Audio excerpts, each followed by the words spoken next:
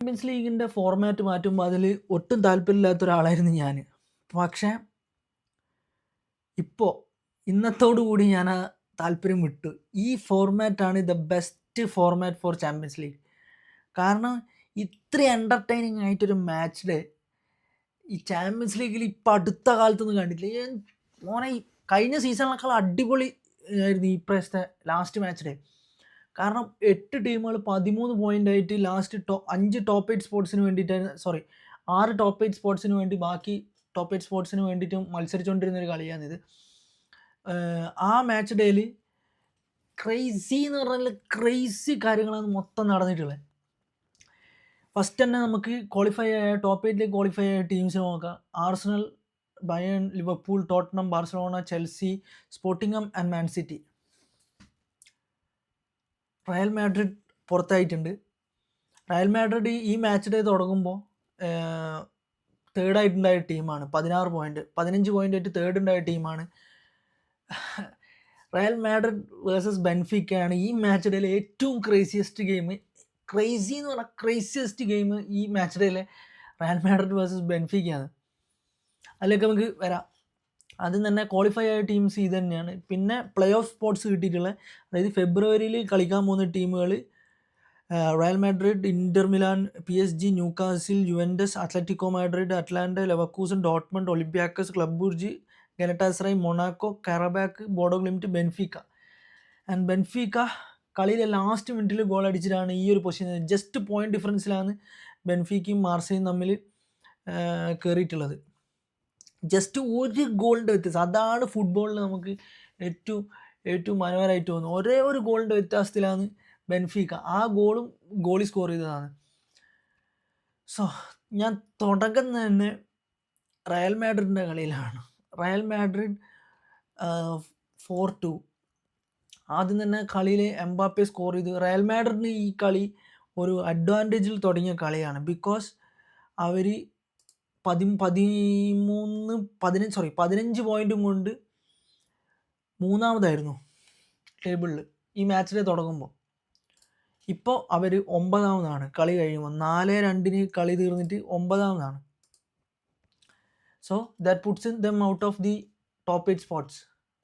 ഇനി അവരൊരു extra game ഫെബ്രുവരിയിൽ കളിക്കണം. ആ കളീൻ്റെ ഓറ നിങ്ങൾ അയച്ചു. Why Jose Mourinho is special. Real Madrid ഈ മാച്ച് ഡേ തുടങ്ങുമ്പോൾ മൂന്നാമതുണ്ടായത് 15 പോയിൻ്റുമായിട്ട് മൂന്നാമതാണ്. ഇപ്പോൾ അവർ 9ാമത്. 15 പോയിൻ്റുമായിട്ട് 9ാമത്. കളി തോറ്റു. സോ ഈ കളിയിൽ വേറൊന്നും പറയാനില്ല നമുക്ക്. കളീൻ്റെ ടാക്ടിക്സ് അതൊന്നുമല്ല ഞാൻ പറയുന്നത്.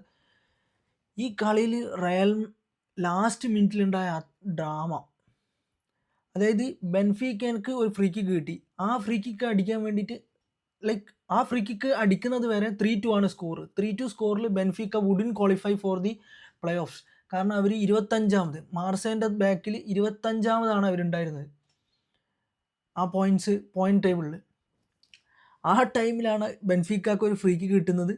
അത് അടിച്ച് ഗെയിമിലെ ലാസ്റ്റ് കിക്ക് ബെൻഫിക്കൻ്റെ ഗോൾ കീപ്പർ അടക്കം റയൽ മാഡ്രിഡിൻ്റെ പോസ്റ്റിലുണ്ട്. ആ കളിയിലാണ് ഗോൾ അടിച്ചിട്ട് അതും ബെൻഫിക്കൻ്റെ ഗോളി ഹെഡ് ചെയ്ത്.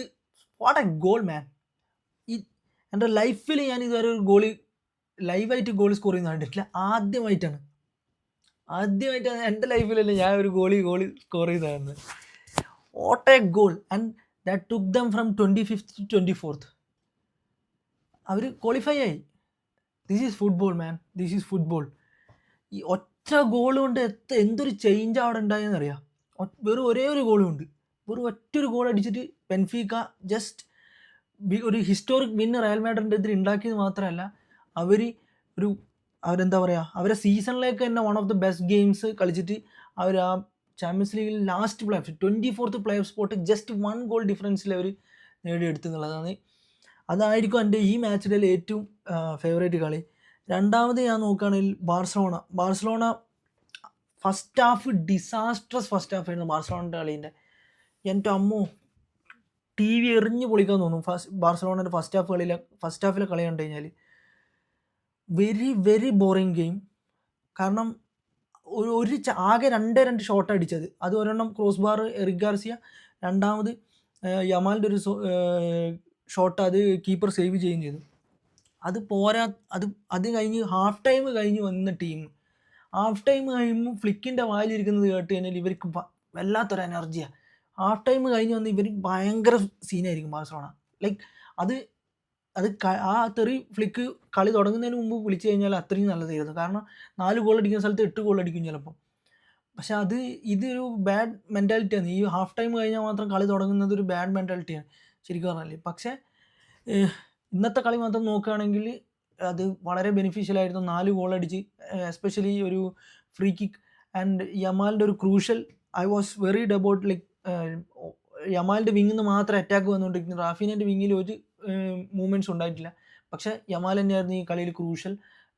ഒരു അസിസ്റ്റും ഒരു ഗോളും സ്കോർ ചെയ്ത് കളിയിൽ മാൻ ഓഫ് ദ മാച്ച് ആയിട്ടുണ്ട്. ആൻഡ് ബാഴ്സലോണ 5th സ്പോട്ടും സെക്യൂർ ചെയ്തിട്ടുണ്ട്. ആൻഡ് റയൽ മാഡ്രിഡിനെ പുറത്താക്കാൻ കാരണമായ കളിയിൽ ഒന്നാണിത്. കാരണം PSG ന്യൂകാസിൽ കളിയിൽ ഒരു ടീം ഗോൾ അടിച്ചിട്ടുണ്ടെങ്കിൽ ചിലപ്പോൾ അവർക്ക് മുന്നോട്ട് കയറായിരുന്നു. ഇവർ രണ്ടിൽ ഒരാൾക്ക് ടോപ്പ് 8 എത്തിയിരുന്നു. And also Real Madrid would be gone out. ഞാൻ എക്സ്പെക്ട് ചെയ്തുകൊണ്ടിരുന്നത് ഈ PSG ന്യൂകാസിൽ കളിയിൽ ആരെങ്കിലും ഗോൾ അടിക്കുന്നത്. പക്ഷെ നേരെ തലതിരിച്ചിട്ട് അത്ലറ്റിക് ക്ലബ്ബ് സ്പോർട്ടിങ് കളിയിൽ സ്പോർട്ടിങ് 94ാമത്തെ മിനിറ്റിൽ ഗോൾ അടിച്ചിട്ട്, അതുകൊണ്ടാണ് റയൽ മാഡ്രിഡ് 8th നിന്ന് 9th ഇറങ്ങിയത്. ആലോചിച്ച് നോക്ക്, 94ാമത്തെ മിനിറ്റിൽ സ്പോർട്ടിങ് ഒരു ഗോൾ സ്കോർ ചെയ്തു, അതിൽ നിന്ന് റയൽ മാഡ്രിഡ് താഴേക്ക് പോയി. അതുകൊണ്ടാണ് ഞാൻ പറഞ്ഞത് ഈ ചാമ്പ്യൻസ് ലീഗിൻ്റെ ഈ ഫോർമാറ്റ് ഇത്രയും ഫൈനൽ മാച്ചിൽ ഇത്രയും സൂപ്പർബായി എന്നുള്ളത്. അത് ടീംസിന് ഭയങ്കര ഒരു ഹെക്ടിക്കാണ്. പക്ഷെ നമ്മൾ കളി കാണുന്നവർക്ക് ഏറ്റവും മോസ്റ്റ് എൻ്റർടൈനിങ് ഈ ഒരു സിനാറിയോ ആണ്. ലാസ്റ്റ് ഒരു 94ാമത്തെ മിനിറ്റിൽ ടേബിൾ ഉണ്ടാക്കുന്ന ഡിഫറൻസാണ് നമ്മൾ ആലോചിക്കുന്നത്. അതുപോലെ ലിവർപൂൾ കറാബാക്കിന് 6-0 തോപ്പിച്ചിട്ടുണ്ട്. പിന്നെ ഇവർ രണ്ടാളും ഇത് മാച്ച് ഫിക്സിങ് ആണെന്ന് തോന്നുന്നു, മൊണാക്കോ യുവൻറ്റസ്. കാരണം രണ്ടാളും സേഫ് സോണില്ല, രണ്ടാൾക്കും പ്ലേയേഴ്സ് സ്പോട്ടേ കിട്ടുള്ളൂ. സോ അവർ ഒരു ഡ്രോ പിടിച്ച് തന്നെ പറയാം.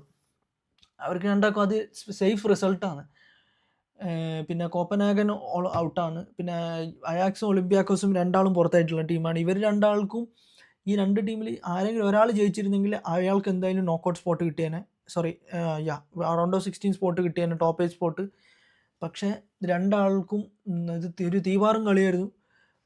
പക്ഷെ രണ്ടാൾക്കും അത് കിട്ടിയില്ല. Newcastle PSG, I was wondering PSG would go through. പക്ഷേ രണ്ടാളും അത് റെഡി ആയിരുന്നില്ല. ആൻഡ് ഇൻ്റർ ഡോട്ട്മണ്ട് കളിയിൽ അതും പോയിന്റിൽ വലിയ വ്യത്യാസം ഉണ്ടാക്കില്ലായിരുന്നെങ്കിലും, ടോപ്പ് 8 വലിയ വ്യത്യാസം ഉണ്ടാക്കില്ലായിരുന്നെങ്കിലും, അത് ഒരു 10-15 വരെയുള്ള ആ ഒരു ഏരിയയിൽ നല്ലൊരു വ്യത്യാസം ഉണ്ടാക്കുന്ന ഒരു കളിയായിരുന്നു ഇൻ്റർ വേഴ്സസ് ഡോട്ട്മണ്ട്. അത് ഇൻ്റർ മിലാൻ ജയിച്ചു. ആൻഡ് ആക്ച്വലി ഇൻ്റർ പുതിയ കോച്ചിൻ്റെ അണ്ടറിൽ നല്ലൊരു സീസണാണ് ഇപ്പോൾ അവർക്ക് ഉള്ളത്. കാരണം സിറിയയിലും നല്ലൊരു ഫോമിലാണ് അവരുള്ളത്. പിന്നെ എസ്പെഷ്യലി ഡോട്ട്മണ്ട് അടുത്ത് പോയിട്ട് ജയിക്കാന്ന് പറഞ്ഞാൽ, അതും സിഗ്നൽ ഇഡൂന പാർക്കിൽ ജയിക്കാന്ന് പറഞ്ഞാൽ ചില്ലറ കാര്യമല്ല. അതുപോലെ നാപ്പോളി വേഴ്സസ് ബാർസ, ഇത് ഈ സീസണിലെ ചാമ്പ്യൻസ് ലീഗിലെ ബിഗ്ഗസ്റ്റ് ഡിസപ്പോയിൻമെൻറ്റ് നാപ്പോളിയാണ്. കാരണം Napoli, I had high hopes for Napoli in champions league this season. കാരണം ആൻ്റോണിയോ കോണ്ടേൻ്റെ അണ്ടറിലാണ് അവർ കഴിഞ്ഞ സീസണിലും സോ കഴിഞ്ഞ സീസണിൽ അവർ ചാമ്പ്യൻസ് ലീഗ് ഉണ്ടായിട്ടില്ല. ഈ സീസണിലാണ് അവർ ചാമ്പ്യൻസ് ലീഗിൽ കളിക്കുന്നത്. So I had high hops. പക്ഷേ അവർ ചെൽസിനായിട്ട് അവർക്ക് 2-1 ലീഡ് ചെയ്തിരുന്ന കളിയാണ് അവർ കളഞ്ഞത്. ആൻഡ് അതോടുകൂടി അവർ ആ കളി ജയിച്ചിരുന്നെങ്കിൽ അവർക്കൊരു സ്പോട്ട് കിട്ടിയേനെ, ഒരു പ്ലേ ഓഫ് സ്പോട്ട് കിട്ടിയേനെ. പക്ഷേ ഈ കളി തോറ്റ് 31-ാമതോ അവർ പുറത്തായി. And Napoli is one of the biggest disappointments. And ഈ കൂട്ടത്തിലെ ടോപ്പ് 8 ഒരു സർപ്രൈസിങ് എന്ന് പറയാൻ പറ്റുന്നത് ടോട്ടനവും സ്പോർട്ടിങ്ങും. And Tottenham really did a good job in Eintracht Frankfurt. 2-0 അവർ കളി ജയിച്ച് ഐൻട്രാക്ട് ഫ്രാങ്ക്ഫർട്ടിനെ തോപ്പിച്ചിട്ട് അവർ ബാർസലോണൻ്റെ മുകളിൽ 4th പൊസിഷൻ അവർ സെറ്റ് ചെയ്തെടുത്തിട്ടുണ്ട്. അതുപോലെ ബിഗ്ഗസ്റ്റ് ബോട്ടിലേഴ്സ് അത്ലറ്റിക്കോ മാഡ്രിഡ്, ബോഡോ ഗ്ലിംറ്റ് എന്ന് പറഞ്ഞ നോർവേ ടീമിനെ പോലും തോപ്പിക്കാൻ പറ്റുന്നില്ല അവർക്ക്. അത്ലറ്റിക്കോ സിമിയോണിയുടെ ടൈമായി. സിമിയോണി ആർസണലിനെക്കാളും ബോട്ടിലേഴ്സാണ് അത്ലറ്റിക്കോ. അത് അണ്ടർ റേറ്റഡ് ബോട്ടിലേഴ്സ് ടീമാണ്. കാരണം സിമിയോണിൻ്റെ ടൈം ആയി തുടങ്ങി. കാരണം എന്താണെന്ന് പറഞ്ഞാൽ ഹോം മാച്ചാണ്. ഒരു ഒരു വിന്ന് മതി അവർക്ക് ടോപ്പ് 8 ക്വാളിഫിക്കേഷൻ കിട്ടാൻ. മേ ബി മാൻ സിറ്റീൻ്റെ മുകളിൽ ഫിനിഷ് ചെയ്യുമായിരുന്നു, അല്ലെങ്കിൽ ചെൽസീൻ്റെ മുകളിൽ ഫിനിഷ് ചെയ്യുമായിരുന്നു ഗോൾ ഡിഫറൻസിൽ ചിലപ്പോൾ. മേ ബി ഒരു നല്ല വിക്ടറിയിൽ നല്ല ഗോളിൽ ജയിച്ചിരുന്നെങ്കിൽ അവർക്കും 13 പോയിൻറ്റ്സ് തന്നെയായിരുന്നു. ബോഡോ ഗ്ലിംറ്റിനായിട്ട് സ്വന്തം സ്റ്റേഡിയത്തിൽ തോക്കുമെന്ന് പറഞ്ഞു കഴിഞ്ഞാൽ അത് ഇത്രയും ക്രൂഷ്യൽ ഒരു ഇമ്പോർട്ടൻറ്റ് മാച്ചിൽ. കഴിഞ്ഞ സീസണിൽ അതേപോലെ എല്ലാ കോമ്പറ്റീഷനിലും ഉണ്ടായതാണ്. അവസാന നിമിഷത്തിൽ എല്ലാ കോമ്പറ്റീഷനും ഒറ്റയടിക്ക് പോയി കഴിഞ്ഞ സീസണിൽ. Champions league, Copa del Rey, അതുപോലെ ലാലിഗയിലും എല്ലാ കോമ്പറ്റീഷനിലും കട്ടക്ക് റയലിൻ്റെയും ബാർസൻ്റെയും കൂടി ഉണ്ടായതാണ് കഴിഞ്ഞ സീസണിൽ. എന്നിട്ട് ഇതേപോലെ എല്ലാ കളിയും ബോട്ടിൽ ചെയ്ത് ഇവർ കളി. ആർസണലിനെക്കാളും വലിയ അണ്ടർ റേറ്റഡ് ബോട്ടിലേഴ്സ് ആണ് അത്ലറ്റിക്കോ മാഡ്രിഡ്. പറയാണ്ടിരിക്കാൻ വയ്യ.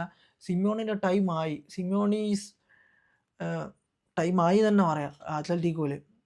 And Leverkusen also already qualified ആണ്. Villarreal one of the disastrous performance ആണ് വില്ലറിയലിൻ്റെ ഈ ചാമ്പ്യൻസ് ലീഗ് ക്യാമ്പയിൻ. കാരണം അവർ ഒരു കളി പോലും ജയിക്കാതെ 8 കളിയിൽ ഒരു ഡ്രോ മാത്രമേ ഉള്ളൂ. വെറും 1 പോയിൻ്റായിട്ട് 35ാമത്, 36ൻ്റെ തൊട്ട് മുകളിൽ ഫിനിഷ് ചെയ്തിട്ടുണ്ട്. 36ാമത് കൈറാത്താണ്. ആർസണൽ 3-2 ബീറ്റ് ചെയ്തിട്ടുണ്ട്. ആർസണലും അതുപോലെ പറയാണ്ടിരിക്കാൻ പറ്റാത്ത ആർസണലിൻ്റെ ഫോമാണ്. 8 കളിയും ജയിക്കുന്ന ആദ്യത്തെ ടീം ആർസണലായി മാറിയിട്ടുണ്ട് ഈ ചാമ്പ്യൻസ് ലീഗിൻ്റെ പുതിയ ഫോർമാറ്റിൽ.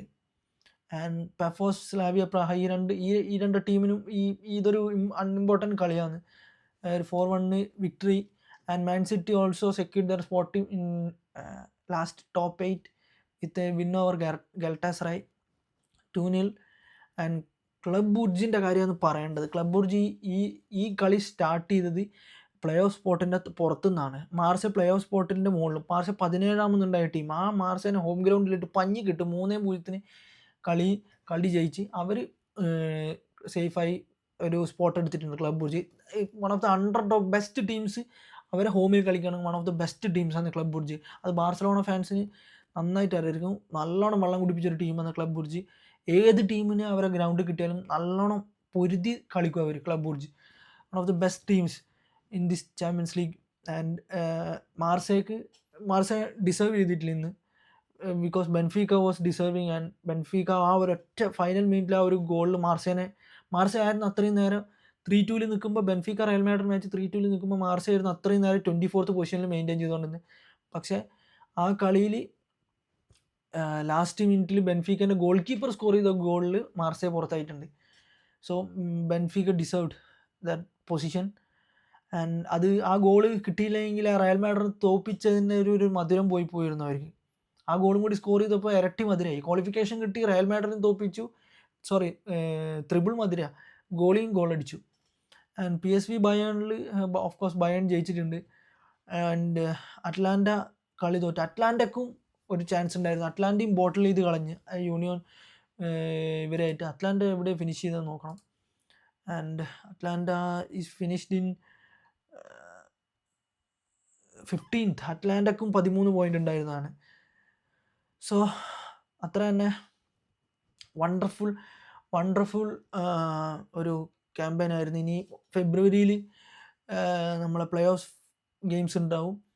സോ നിങ്ങളെ ഏറ്റവും ഫേവറേറ്റ് ചാമ്പ്യൻസ് ലീഗ്, ഇന്നത്തെ ചാമ്പ്യൻസ് ലീഗിലെ ഏറ്റവും ഫേവറേറ്റ് ഗെയിം കമൻറ്റ് ചെയ്യുക. And like with the video, subscribe the channel and follow for more. By.